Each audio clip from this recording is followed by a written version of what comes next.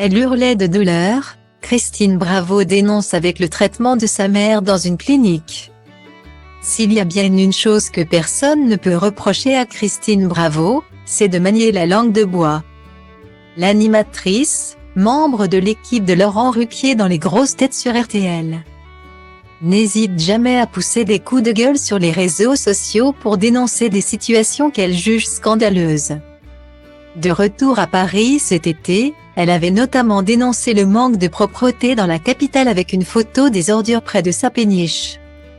Il y a quelques jours, c'est pour une histoire bien plus personnelle que la sociétaire des grosses têtes de Laurent Ruquier s'adressait à ses abonnés. Triste journée.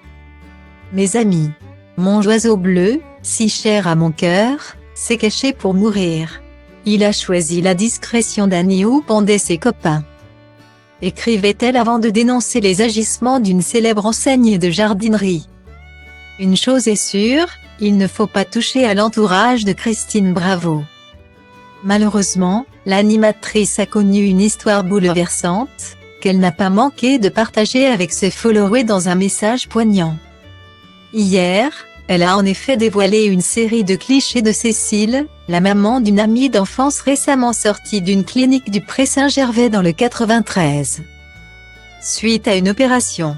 Mais cette dernière aurait été traitée de manière totalement inhumaine lors de son séjour. Christine Bravo a dévoilé les horribles plaies de la vieille dame. Pourtant décorée de la Légion d'honneur pour ses 20 années à la tête de la Croix-Rouge. L'animatrice a alors fait le parallèle avec sa propre mère, récupérée dans un état déplorable à sa sortie d'une clinique de Cannes. Elle était devenue impotente. Elle ne pesait plus que 31 kilos. Elle faisait soi-disant des séances de kiné. Elle hurlait de douleur. Appelait au secours, ne mangeait plus, je la retrouvais dans son fauteuil, endormie. La tête sur sa tablette, raconte Christine Bravo, expliquant notamment que les infirmières étaient en nombre très insuffisant. Elle marinait longtemps dans sa couche, pleurait sans discontinuer, conclut-elle avec amertume. Une situation intolérable pour l'ancienne animatrice télé.